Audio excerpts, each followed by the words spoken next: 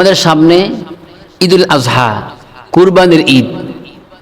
এই কুরবানির বিষয়ে আমরা অনেকেই মাসআলা না জানার কারণে আমরা অনেকেই অনেক ভুল করে থাকি, শুধুমাত্র মাসআলা না জানার কারণে। আমাদের খুব সামনে ঈদুল আজহা। আজকে গুরুত্বপূর্ণ 15টি মাসআলা নিয়ে আমি আপনাদের সামনে সংক্ষিপ্তভাবে আলোচনা করব। 1 নাম্বার, আমরা যে ভুলটা করে থাকি, কসাইকে পারিশ্রমিক টাকা না দিয়ে গোশত দিয়ে দিই। মনে রাখবেন, কসাইকে টাকার মূল্যে, টাকার বিনিময়, সে যে শ্রম দিয়েছেন, এই শ্রমের বিনিময় গোশত দেওয়া হারাম, তাকে উপযুক্ত টাকা দিতে হবে।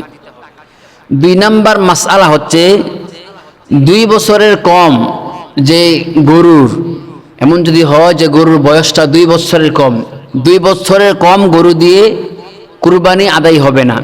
1 বছরের কম ছাগল দিয়ে কুরবানি আদায় হবে না। 3 নাম্বার, কুরবানির পশুর চামড়া। কুরবানির পশুর চামড়াটা আমরা কি করব এবং কাকে দেব? কুরবানির পশুর চামড়াটা আমরা ইচ্ছা করলে পারিশ্রমিক ছাড়াই আমরা নিজেদের জন্য, নিজেদের কাজের জন্য আমরা ব্যবহার করতে পারি। আমরা কখনোই কসাইকে পারিশ্রমিক হিসাবে টাকা না দিয়ে কুরবানির পশুর চামড়াকে আমরা দিব না, এটা হারাম। 4 নাম্বার, কুরবানির গোশত 3 ভাগ করা মুস্তাহাব। 1 ভাগ নিজের ফ্যামিলির জন্য, আরেক ভাগ আত্মীয় স্বজনদের জন্য, আরেক ভাগ ইতিম, গরিব, মিসকিনদের জন্য। এই 3 ভাগ করা মুস্তাহাব।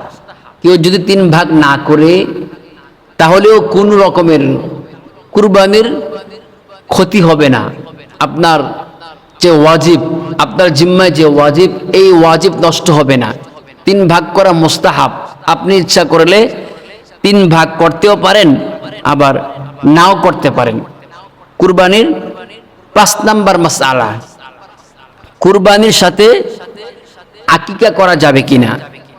কুরবানির সাথে আকিকা করা যাবে, এতে করে কুরবানির কোনো রকম ক্ষতি হবে না। হতে পারে আপনার কুরবানি ওয়াজিব কুরবানি, হতে পারে আপনার কুরবানি নফল কুরবানি, অর্থাৎ কুরবানি নফল হোক কিংবা ওয়াজিব হোক, ওয়াজিব হোক কিংবা নফল হোক।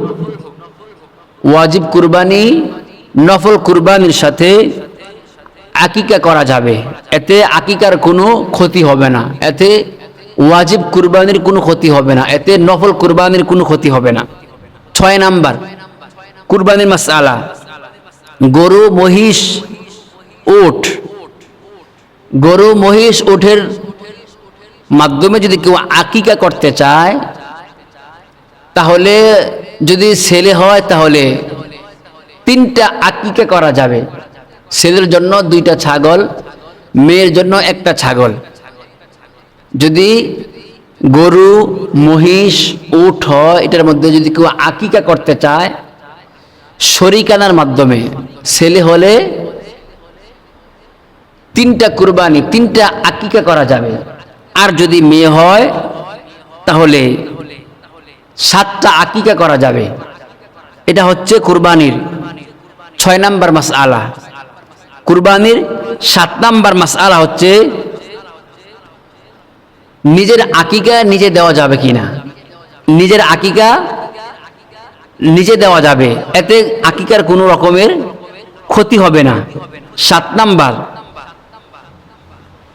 পাগলের উপর কুরবানি ওয়াজিব না, নাবালেগের উপর কুরবানি ওয়াজিব না। পাগল যদি সম্পদের মালিক হয়, তারপরও পাগলের উপর কুরবানি ওয়াজিব হবে না।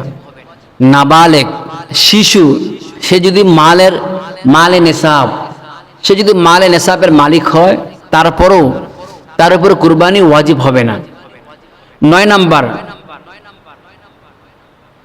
52.5 তোলা রূপার সমপরিমাণ, 52.5 তোলা রূপার সমপরিমাণ অর্থ যদি 10 জিলহজ, 11 জিলহজ, 12 জিলহজ, এই 3 দিনের মধ্যে যদি কেউ 52.5 তোলা রূপার মালিক হয়, তাহলে মনে রাখতে হবে তার উপর কুরবানিটা ওয়াজিব হয়ে যাবে। 10 নাম্বার, নাবালেগ শিশু অথবা নাবালেগ শিশু ছেলে হোক কিংবা মেয়ে হোক, তারা যদি অধিক পরিমাণ সম্পদের মালিক হয় আর তার জিম্মায় যদি তার বাবা কুরবানি করতে চায় ওই নাবালক সন্তানের জিম্মায়, তাহলে কুরবানি আদায় হয়ে যাবে, তবে ওয়াজিব কুরবানি না। যেহেতু নাবালেগ সন্তান, সেই কারণে নফল কুরবানি আল্লাহ তাআলা কবুলের মঞ্জুর করবেন। 11 নাম্বার, মুসাফিরের উপর কুরবানি ওয়াজিব না, তারপরেও যদি কোনো মুসাফির কুরবানি করে তাহলে কুরবানি করতে পারে। এতে করে আল্লাহ সুবহানাহু ওয়া তাআলা অধিক পরিমাণ তার আমলনামার মধ্যে, তার অ্যাকাউন্টের মধ্যে অধিক পরিমাণ আল্লাহ তাআলা সওয়াব জমা করে দিবেন। 12 নাম্বার, কোনো মানুষ যদি মৃত ব্যক্তির নামে কুরবানি করতে চায় অথবা নবী আলাইহিস সালাতু ওয়াস সালামের নামে কুরবানি করতে চায়, মৃত ব্যক্তি আপনার বাবা হতে পারে, মৃত ব্যক্তি আপনার মা হতে পারে, আপনার আত্মীয় যে কোনো মানুষ হতে পারে, অর্থাৎ মৃত ব্যক্তির নামে অথবা নবী আলাইহিস সালাতু ওয়াস সালামের নামে কুরবানি করলে কুরবানি আদায় হবে, তবে এটা নফল কুরবানি হবে। 13 নাম্বার, কুরবানির পশু আমরা 3 দিন পর্যন্ত জবাই করতে পারি, তবে নবী আলাইহিস সালাতু ওয়াস সালাম ঘোষণা করছেন জিলহজের প্রথম 10 দিনের প্রথম দিনটা হচ্ছে কুরবানির জন্য উত্তম সময়। দ্বিতীয় দিনও দেওয়া যাবে, জিলহজের 10 তারিখ এটা হচ্ছে উত্তম, জিলহজের 11 তারিখ, জিলহজের 12 তারিখ, এই 3 দিন কুরবানির জন্য উত্তম সময়। এই 3 দিনের মধ্যে উত্তম হচ্ছে প্রথম দিন। এটা হচ্ছে 13 নম্বর মাসআলা। কুরবানির 14 নম্বর মাসআলা হচ্ছে কুরবানির পশু রাতের বেলায় জবাই করা যাবে কিনা।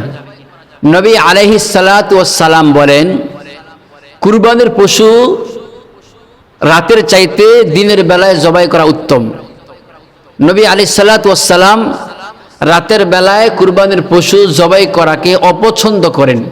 এই জন্য নবী আলাইহিস সালাতু ওয়াস সালাম যেহেতু অপছন্দ করেন, সেই কারণে আমরা কুরবানির পশু রাতে জবাই করব না। যদি কোনো মানুষ কুরবানির পশু রাতে জবাই করে তাহলে কুরবানির কোনো ক্ষতি হবে না, তবে এটা অনুত্তম কাজ। কুরবানির 15 নম্বর মাসআলা হচ্ছে বিশ্বনবী রাহমাতাল লিল আলামিন কুরবানির পশু দ্বারা প্রথম খাবার খাইতেন, নাস্তা খাইতেন। এটা হচ্ছে সুন্নত। আমরা চেষ্টা করব নবী আলাইহিস সালাতু ওয়াস সালামের মৃত সুন্নাহকে যেন আমরা বাস্তবায়ন করতে পারি। আমরা সকলে চেষ্টা করব যাতে করে কুরবানির দিন আমার নাস্তা যেন কুরবানির পশুর গোশত দিয়ে হয়। আল্লাহ তাআলা সকলকে কবুল আর মঞ্জুর করুক।